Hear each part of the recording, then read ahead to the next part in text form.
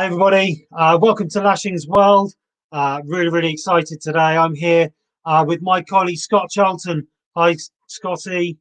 Looking Hello, very mate. festive there. It's not like you to be this festive this early. Well, I've got the beard, mate, and we're going to have a hell of an interview today. I'm really excited.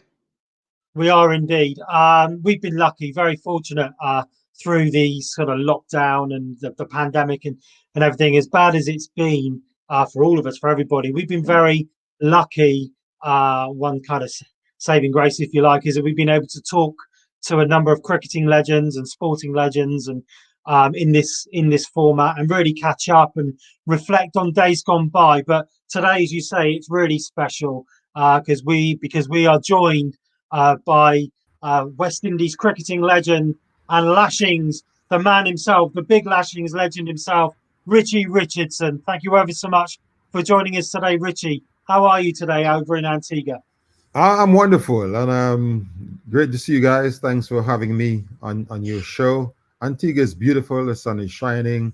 There's a nice breeze, and it's just absolutely beautiful. It's a bit quiet, but under these circumstances, with the pandemic, that's expected. But I'm great, and I'm happy to be joining you guys. Thank you very much indeed. How things been sort of through the lockdown periods and the pandemic? Well, it's been a bit of a struggle in some areas. Obviously, something new for many of us. We've had to make some adjustments, and I think that we've been doing very well in Antigua. The government have put some strict rules and regulations in place, and everything is well controlled, and we're gradually reopening. But the virus is pretty much under control in Antigua. We only have a handful of cases at the moment, and we have to, live with it. We have to fight it. Life must go on, and I think that we are coping very well. Absolutely. Well, we want to talk to you a lot about Lashings a bit later on because you are synonymous with the history of Lashings, even the founding of Lashings as a World 11 and as a concept and a product. But before we get into that, obviously, one of the greatest West Indies cricketers of all time. I do have some stats here: 86 Test matches, 224 one-day internationals, over 12,000 runs in international Test match. 12,000 international runs and 16 Test match centuries. And obviously, you captained West Indies for a number of years as well. But I'd like to ask you, just going back to the very beginning of your cricketing career, I understand you started life as an opening batsman. Yes, I was an opening batsman when I first played for Antigua. Actually, before I played for Antigua, I used to battle about number 4, number 5 for my school. And then when I got selected for the combined school team, that's when I was promoted to opening the batting by my coach. So I made the Antigua team as an opening bat. Made the Leeward Islands team as an opening bat. But when I got to the West Indies team now, you had Gordon Greenidge and Desmond Haynes, the greatest Test opening pair of all times, and there's no way that I was going to get in front of them. So Viv eventually moved down to number 4 from number 3 and created the number 3 spot for me in the West Indies team. And the rest is history. So, as you say, you're so well regarded as an exciting, explosive middle order batsman, hitting the ball very hard. But did you have to adapt your game somewhat from opening batsman through to middle order batting? Yes, there is obviously some adjustment you have to do, but even regardless of what position you bat, the game constantly changes, and you find yourself in different situations where even if you're a number 5 batsman, there's going to be a situation where you have to face the new ball or you have to face the fast bowlers and so forth. So, when you're playing at the highest level, you have to be prepared to make adjustment. You have to adapt to various situations. And that is something that I'd always focus on, because you just never know what situation you're going to be in, and you always want to rise to the occasion in any situation that you're in. Absolutely. So you talked there a little bit about the start of your career, international cricketing career with the West Indies. What was it like joining that squad with obviously the greats you've already mentioned, so many more greats, and captained by Clive Lloyd at the time. Well, first of all, it was always my dream to play for the West Indies. When it actually happened, I could not believe it. I felt like I was not on earth. I was walking on air, just to be in the same dressing room with Clive Lloyd, Vivian Richards, Joel Garner, Malcolm Marshall, all these great guys, Michael Holing, Jeffrey Dushan. It just didn't feel real. But I quickly had to get my feet on the ground because it's where I wanted to be. And I realized that the standard there was very, very high. And I had to start really getting my feet on the ground and start working hard to establish myself in the team. Absolutely, and after a few years, I think after the stewardship of Viv Richards, you became captain of the West Indies, and that is a huge honour and something you must have been so delighted with. Yes, most certainly. I never really thought of captaining the West Indies team, and at the time when I was offered, I was basically concentrating on doing well and scoring lots of runs. And I think I was at the peak of my batting career. When I was asked, I was a bit shocked. But then when I thought about it, I said, well, it would be difficult to turn down something like that. And, it was actually a great honor to be asked to captain your country. So I gladly accepted. It wasn't all that comfortable because Desmond Haynes, my best mate and roommate at the time, he was vice captain and was in line to get the job, and we all thought that he would have gotten it.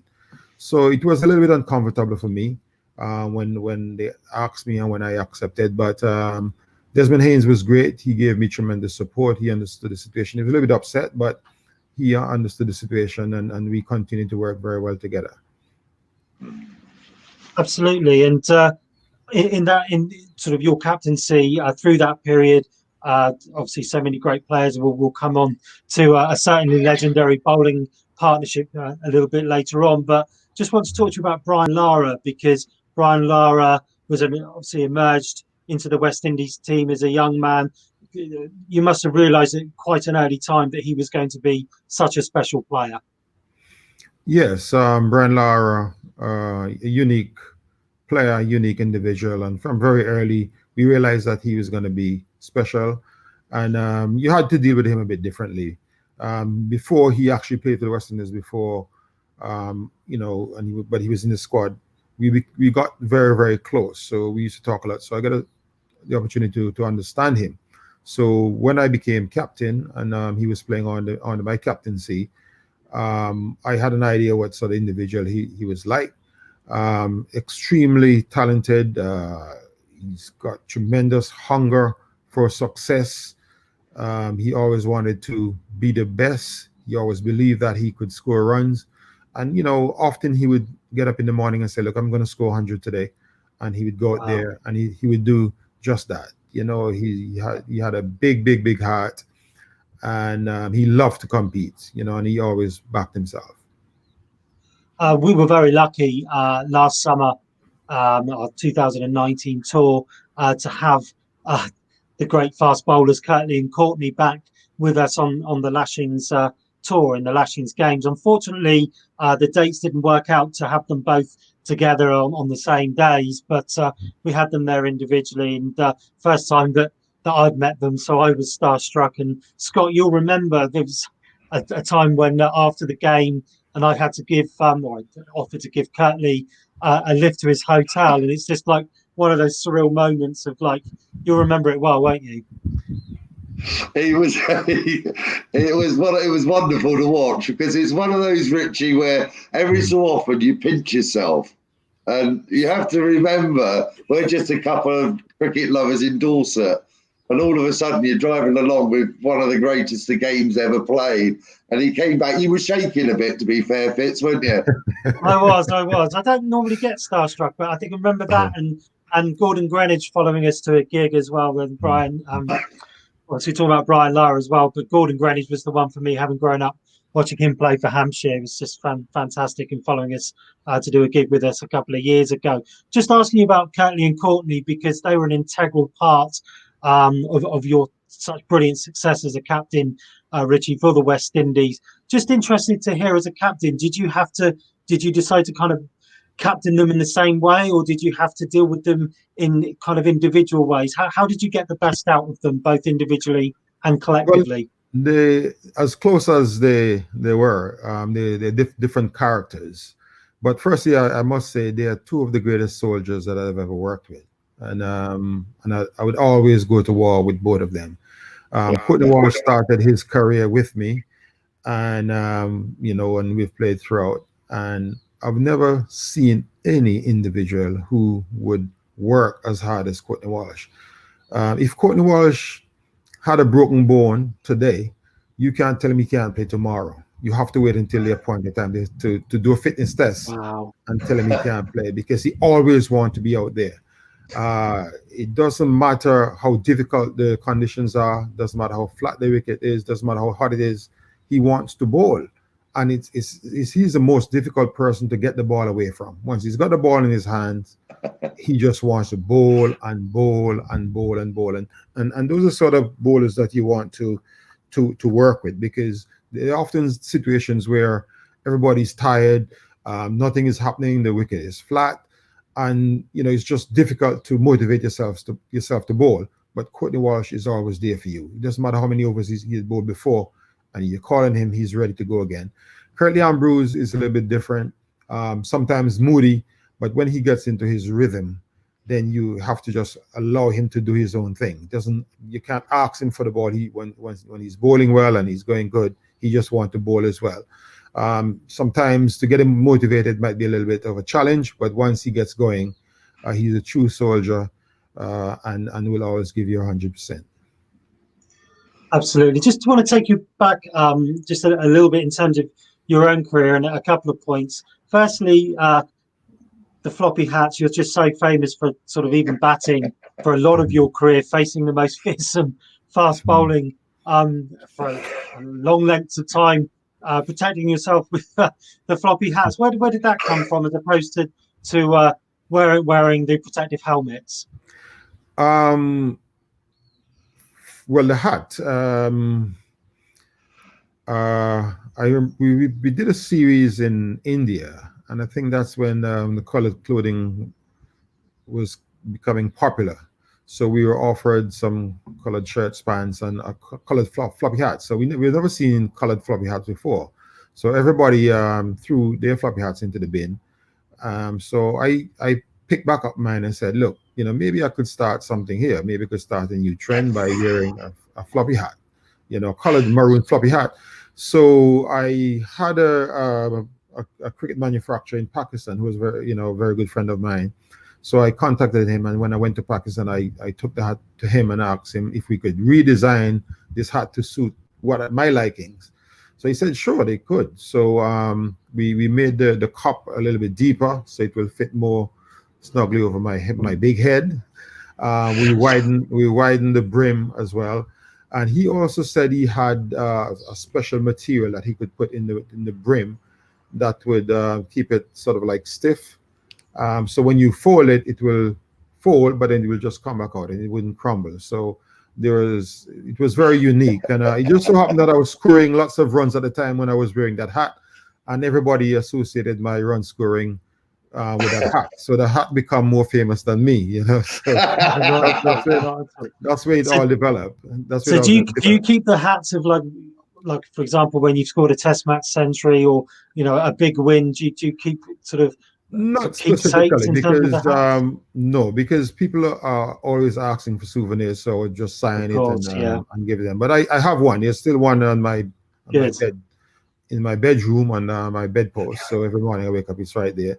But as a youngster growing up, we never had access to helmets, so we just used to go out there with a hat or a cap, or capless, and just play. And we played against a lot of fast bowling, and we never really thought that we were going to get hit or get hurt or anything like that. So I grew up like that. When the helmet was introduced, I actually tried it, especially feeling at bat pad, and I was most uncomfortable. And I tried it in the nets a few times, and I was very, very uncomfortable. I felt like I was in a phone booth fighting. So I didn't feel free, you know. Mm. And then I said to myself, look, I'm going to trust my eyes, trust my instincts, and keep my eyes on the ball and bat without a helmet, you know. And that was it. Obviously, batting without a helmet was an enticement for fast bowlers because they saw me with Sure. the helmet. They probably thought that I was being a bit arrogant or cocky, and they also probably saw my big head as a target and tried to target my head. So as a good hooker, them bowling at my head was easy run scoring opportunities for me. And then against England, for ourselves as well, and our audience that's going to be watching this from an England perspective, I think you played your first Test matches against England in the West Indies. I think England were just off the back of winning the Ashes in '85 and then '85, Mm. '86. But you were very successful against that England side on that tour.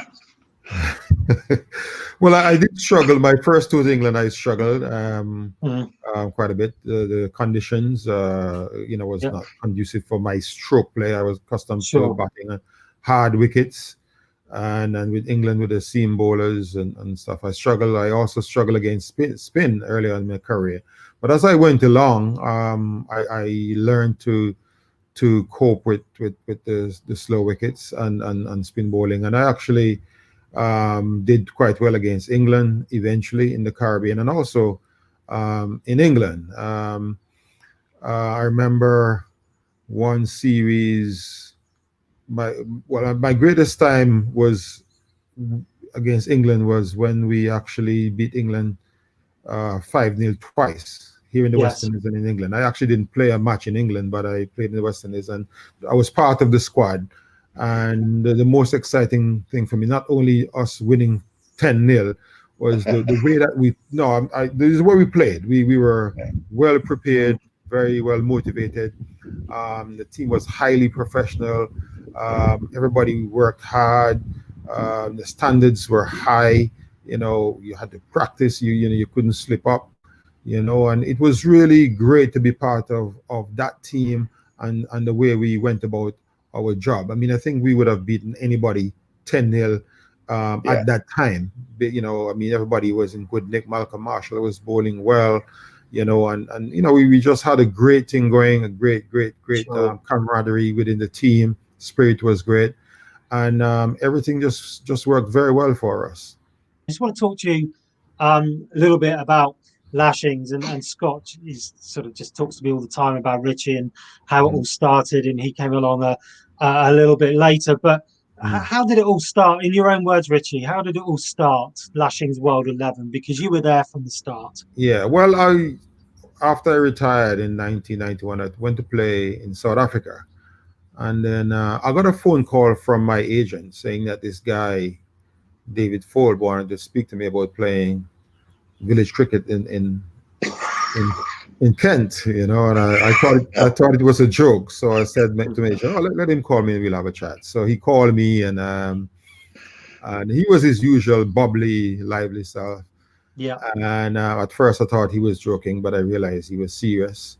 So I said, "Well, all right, yeah, I'll come and play some cricket." I mean, I retired from cricket because I wanted to be away from cricket. But the fact that you're talking about grassroots and village cricket and that kind of stuff, I believe I would enjoy that. So I accept the invitation and I went across. And he keep telling me, don't expect anything. The standard is very, very low. And I said, look, don't worry, man. I just want to be there just to rub shoulders with some young cricketers and some fans and stuff like that. sure. And I tell you what, in my first 3 or 4 years with Lashings, I actually developed a six pack just from laughing. I had so much fun. It was unbelievable. There's so many stories and so much fun. It was really, really great, And we'd play, move around Kent, um, and then do a pub crawl back to Lashings bar restaurant. And I tell you what, it was absolutely amazing. Everybody would come in there in the evening. Even the cops used to come in and have a few drinks with us, and everybody would Yeah, come, and it was just wonderful. Just when you go to some of these clubs, they were in awe. They were shocked. They never believed that, you know, a former test player like myself would turn up to play on their little ground, you know, and it made them happy, and it created a lot of buzz around a lot of clubs around Kent, you know, and it was all fun. We would spend hours and hours after match just socializing with the players and you know, drinking and stuff like that, and they loved it, and we loved it, you know, and Lashings started to get a bit more popular. Forby invited a few other players, and he was saying that he would like it to get bigger. So I said, why not invite some international players, you know, and let us have all international players. And then, you know, he accepted that suggestion and started inviting more and more players, and it started changing. And after a while, it became a bit more serious. Then Scott joined us, and it became even more serious, but still fun, still a lot of fun. I think that must be the first time I've ever heard the sentence "Scott joined us and it became more serious." And I've known him probably many years as well, Richie. Yeah, but Scotty added a different dimension to Lashings, and you know, a different sort of fun. And hence, you know, he got the nickname The Voice, you know, because everyone was excited about, you know, with his voice. Loved to hear his voice, and did a great job, you know. And you know, and the fun continued. When I started managing the West Indies cricket team, I had to leave, and I actually was a bit disappointed that I had to leave. You know, some wonderful people and so much fun, but you know, I had to do what I had to do. I remember being at one ground, and I was being rude about Sherwin Campbell, and I was commentating from the score box, which was a big fence. It had a big hole in the front where the scorer could tee out. And I'd taken the mickey because he'd missed one of the first balls of the over, and there were 4 balls remaining, and all 4 of them hit the score box. 3 of them came through the window. It's just, you know, if ever you needed reminded, he was really cross at me for rattling down the score box trying to cover.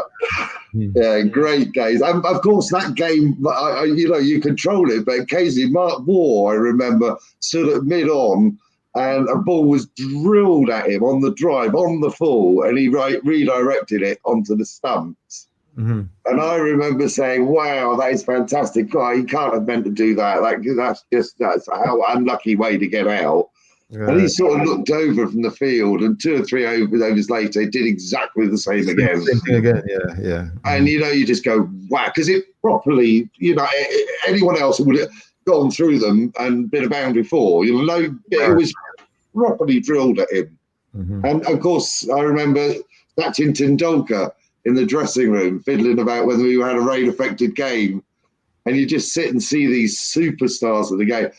Thousands of people outside just trying to get a photograph, and all he wanted to do was try his shoulder out to get some cricket back in so he could make a comeback on the international scene. Yeah, wonderful messages, wonderful. You running around the boundary rope like the Pied Piper. The kids following you. Oh yes, I used to. Yeah, it was one way of me keeping fit, you know. I mean, but the kids, you know, and you know, the one I remember the first time one kid joined me, then 2, then 3, and then it became a routine, and they were having fun. So why not just keep doing it, you know? Thank you. Just moving away from Lashings briefly, and Scott, you mentioned there about Richie and his guitar. Now, Richie, Scott says, like, when I'm driving up and down the country talking to cricket clubs, a lot of time in the car, he says, Fitz, if you can ever get a chance, get hold of some music by Big Bad Dread and the Bald Head. Can you tell us a little bit about Big Bad Dread and the Bald Head? Well, Big Bad Dread and the Bald Head was a band which Curtly and I was a part of. When we were playing, Curtly and I used to be roommates before I was captain. And I bought a guitar, started messing around, and Curtly, being a music lover as well, he eventually bought a bass.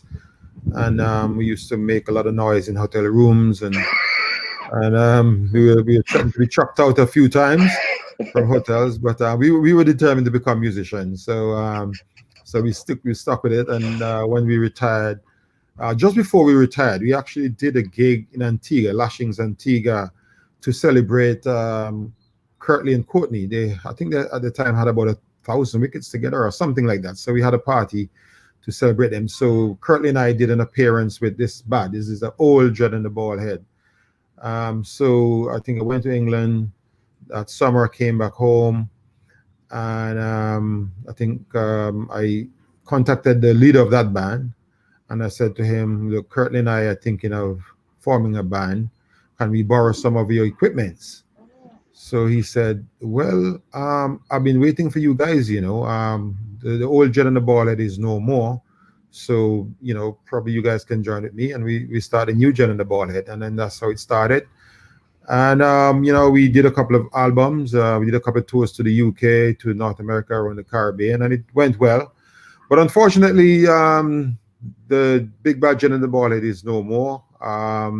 The leader, Bankers, he decided that he was gonna take a hiatus, and he was gonna get involved with politics, and so we continued. The rest of the band continued as Spirited, and we are still Spirited. Yes, so we are still going today, Spirited. Obviously, we had a long break because of COVID, but we're gonna do our first gig since March. We're gonna do it this coming Saturday. Wow. So we're looking forward to that. We actually did a live Facebook gig, live streaming gig on Father's Day, which went down pretty well. But then we have not been doing anything. So we're going to practice this evening, and we're going to do our first gig since March. The comeback tour begins tonight. Yes. Not tonight. No, that's a practice. The practice starts tonight. The practice for the comeback. Yeah, for the comeback. We've been doing bits and pieces with different members of the band, but as a full band, we're gonna start our full rehearsal tonight. It shouldn't really take long for us to get back into the swing of things. Because we got some really talented musicians, some talented singers. So I think it's gonna be a lot of fun. Before we get into that, Scotty, just one last question. Just want to ask you about the match refereeing, Richie. How did you get into that? It's such a responsible job for you, and takes up a lot of your time. Yes. Whilst I was managing the West Indies team, I got to know a number of the officials, umpires, and match referees, and all that, and we developed a pretty good relationship. And then Russian Mahatma, he was going to retire. So he came to me and said, look, would you be interested in match referee? And I said, well, to be honest, I never really thought of it. But it's something that I would be willing to try. So then he's indicated that, he was going to retire, and perhaps I should make an application to the ICC. And that's what I did. I made the application, and then I was selected on a short list, or maybe a long list, and I had to do a number of tests and interviews and stuff like that. And when I got the job, I was a bit surprised, but I was very, very excited. And it's something different, but I'm enjoying it. It's good to be involved with the game, to still be able to make a contribution to the game. It's a lot of work, a lot of concentration, and lots of traveling, but I enjoy it, and I like the idea of going from country to country. I love the idea of working with cricketers. I love the idea of meeting up old friends, old cricketing friends, and learning something new along the way. So it's a massive commitment. It's very serious, a lot of responsibility, but it's a challenge that I welcome, and a challenge that I've been enjoying for the last few years. Brilliant. And you're doing a great job as custodian of the game. You're doing some great work. Well, Richie, thanks ever so much for joining us. Before we go, we just got one last thing to talk about. We do have something for you which should be on its way over to you. It's very difficult to courier things during these times, but it should be on its way over to you. But Scotty, would you like to talk about the Hall of Fame concept, because it's very much something that you've been driving for some years?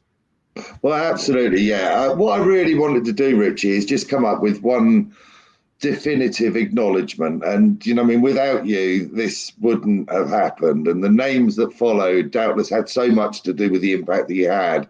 And unfortunately, COVID has robbed us of a couple of opportunities to actually do this one-on-one and face-to-face. So first of all, you know, for everything you've done, not just for cricket while you were playing, but you continue to do, the way that your attitude has sprung through Lashings, I wanted to acknowledge that and to inaugurate you into our Hall of Fame, with the vision being that by the end of the year, we'll have 5 or 6 of you, with Kirtley, Courtney soon to follow, Henry Blofeld, and Gordon Greenwich. And we'd like to honour you by giving you a cap, which is, as we speak, winging its way to you from our manufacturer. But we are also going to have a banner made so that at every event we turn up with, we're going to have our own Hall of Fame, which will be a full-length banner of you in acknowledgement of everything you've achieved. Richie, thank you so much, first of all, for making me feel welcome from day one. Secondly, inspiring me to be involved and to fall in love with the game all over again. And thirdly, just, you know, a great exponent as a human being, apart from anything else. Richie, thank you for everything you've done for me personally and for Lashings. Well, Scott, the voice, I would just like to say I'm deeply honored to you and to all at Lashings for agreeing to making me an honoree. I'm deeply touched by that. So I want to say a massive thank you to you and everyone at Lashings. And I also would like to say from day one as well, you know, we became friends, great friends, and I've always admired the way you went about your job. You fitted in very well with everyone. You entertained us very well, and you've been a great person. So I'm very proud to call you my friend. And Lashings, I'm still very proud to be part of Lashings, even though I've not been around for the past few years due to my schedule. But I still follow Lashings, and I still feel very much a part. And I look forward to being back. And thank you again. I really, really appreciate this honor.